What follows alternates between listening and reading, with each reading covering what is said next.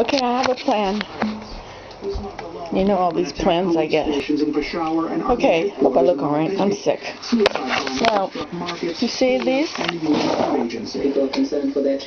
Well, I'm going to put holes in them across the top, and then I'm going to hang them up so they can dry. I'll hang them behind here on this good old bed frame. See, I'm going to put holes in all of them.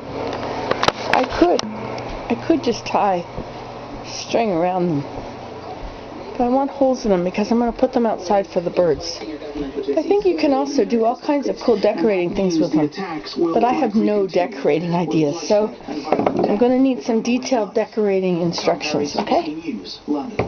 We have to plug it in. Another Canadian soldier has been killed in Afghanistan. Lieutenant Justin Boyes died while on patrol. Let's see if that works back there. The 26-year-old was with the 3rd. Smell bad. Something's gone wrong in this. What's wrong with this? There. It makes a lot of noise, eh?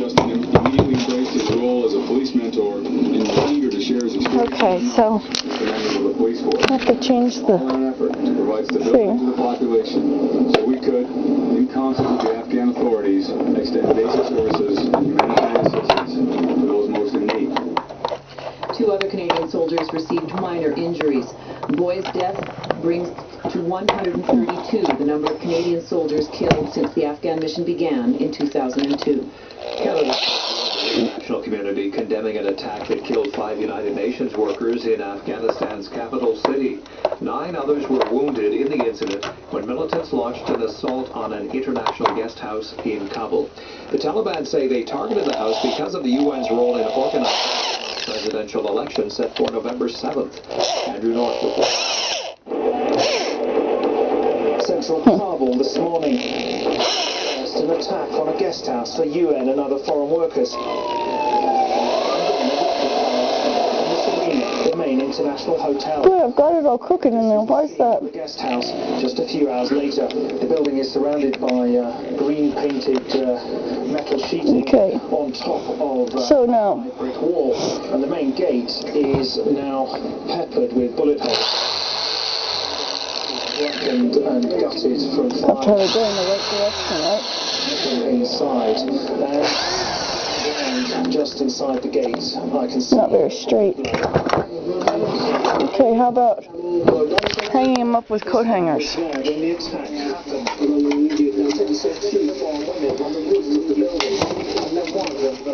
Let's see if this fits. Now, several hours after the attack, there's a large contingent of Afghans. Yep, that'll fit.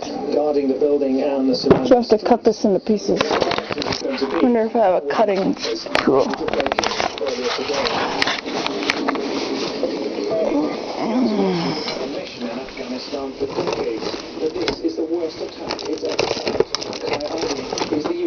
Yeah, these things back at the back of those, they'll cut it.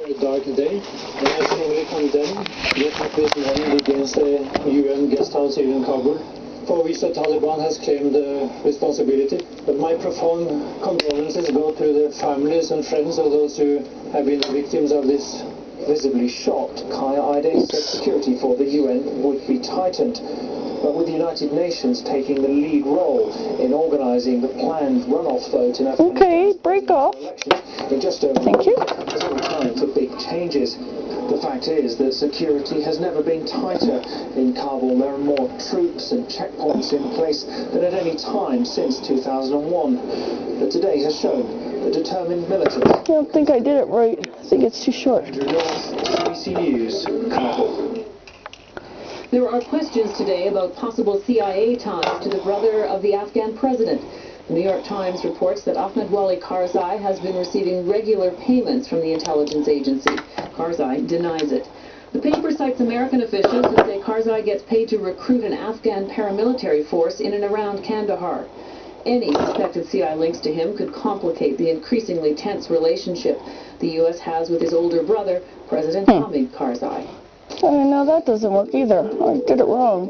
Coming up later on the program, the fight with Fox. Barack Obama declares war on the cable news network, and some people say he's stumbled into a minefield.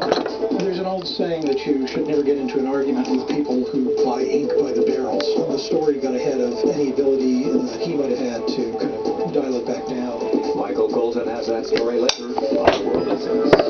Okay, let's do it now. Canadians who feel sick should postpone their travel plans. That's the advice from Federal Health Minister Leona Aglukkaq. She announced new federal swine flu guidelines today for passengers of planes, trains, ferries, and intercity buses. Aglukkaq wants travel companies to allow Canadians to easily rebook if they're sick, and is urging companies to provide hand-washing facilities for passengers and crews. Hospitals across the country are feeling the pressure of the swine flu pandemic. Emergency rooms are busier. Doctors are fielding more calls from worried patients. One group in particular is on edge. I'm going to stay here and listen. This after a 13-year-old boy in Toronto and a 10-year-old girl in Cornwall, Ontario, died of swine flu in recent days.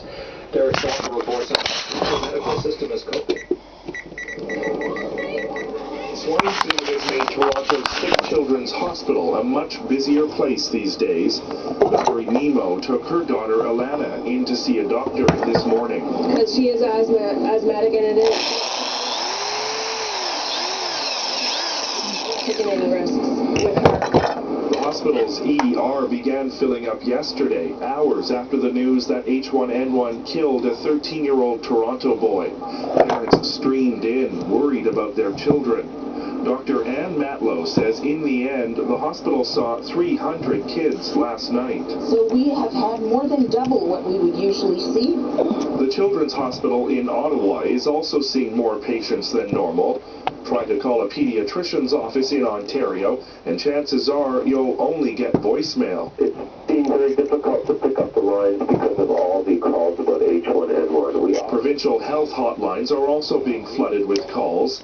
One company that runs medical call centers says it did not expect so many people to pick up the phone, and as a result, calls nationwide are going unanswered. Take Telehealth Ontario.